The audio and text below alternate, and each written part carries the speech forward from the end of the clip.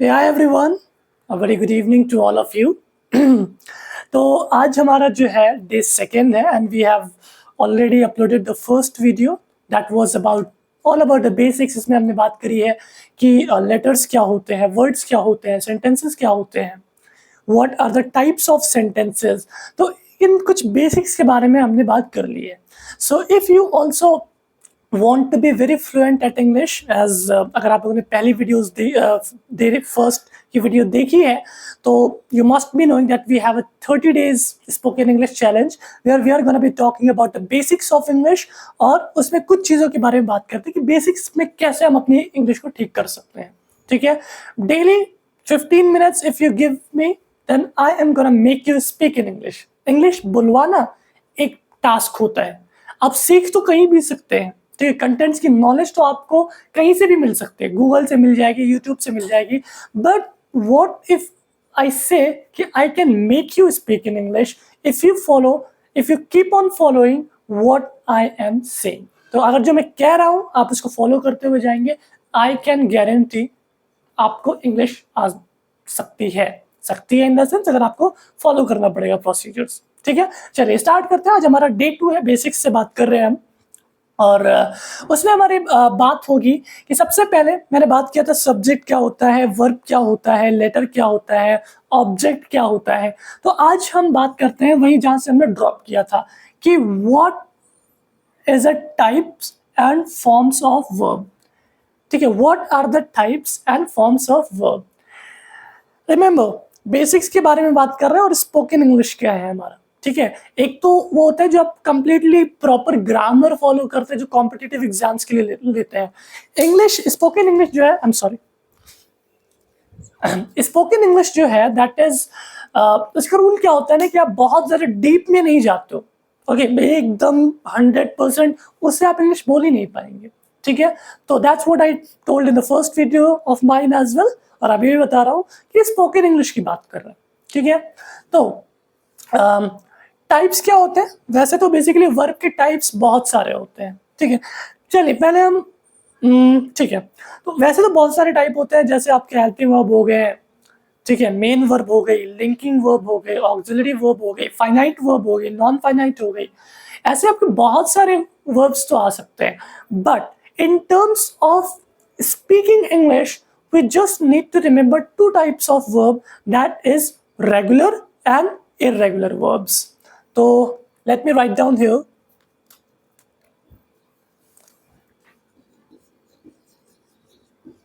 There are two types of verb. क्या क्या है वो आपके? पहले regular and the second one is irregular. ठीक है, regular verbs and irregular verbs. And guys, please take a pen and notebook so that you can keep on noting all the essential points which I'm telling you. Meanwhile we are understanding, we will just prepare a notes as well. ठीक है, तो there are two types of verb and the first one is regular verb and the second one is irregular verb. क्या होते हैं? What are regular verbs and what are irregular verbs? उसको समझने से पहले हमें समझना होगा कि फॉर्म कितने होते हैं।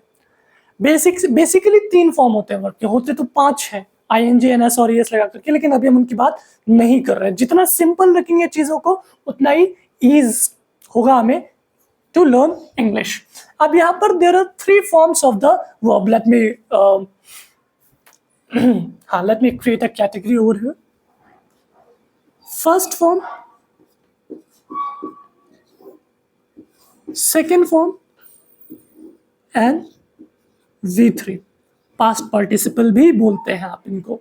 ठीक है, तब जैसे मैंने कहा फर्स्ट फॉर्म है आस्क, सेकेंड फॉर्म क्या होगी आपकी asked, and third form also remain same asked.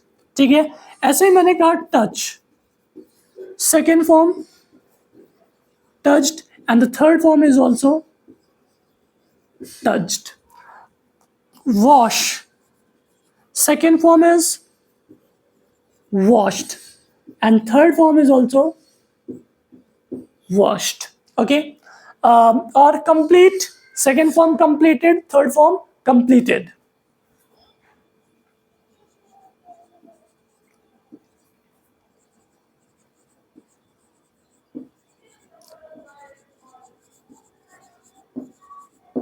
ठीक है, go, second form, went, third form gone.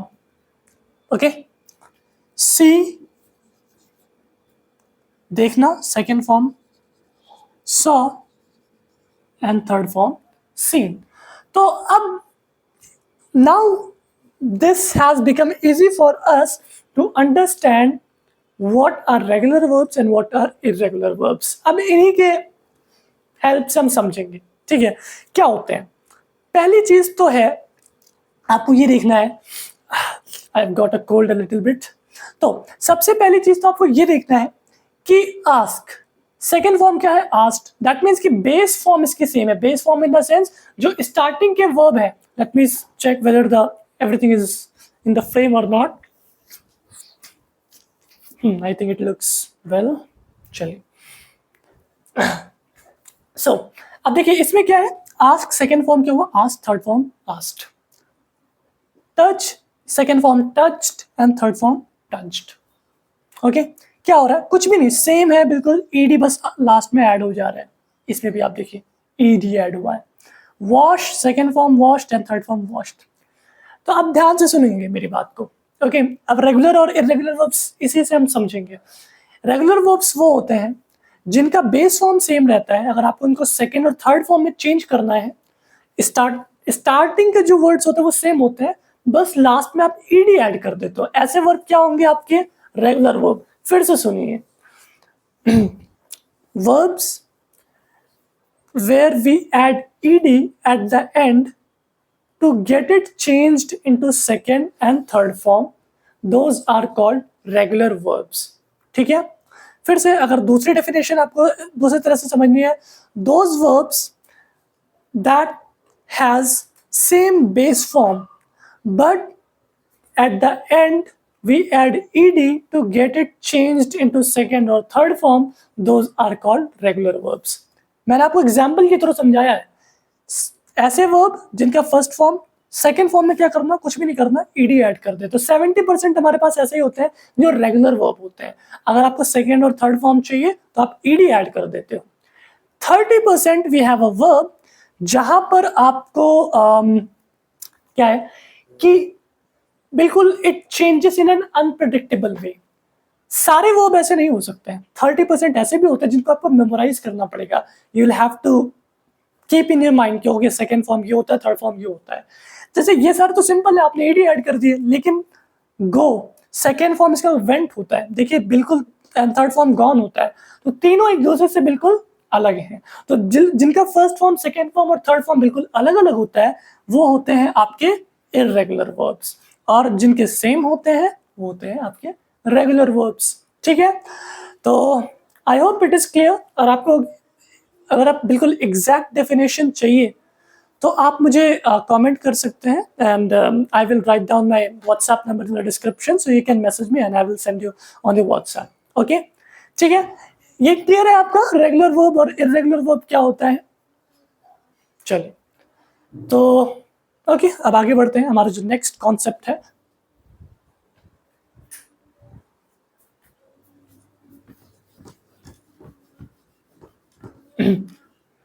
हमारा जो नेक्स्ट कॉन्सेप्ट है वो हम समझेंगे कि पर्सन, ग्रामर में कितने टाइप्स के पर्सन होते हैं.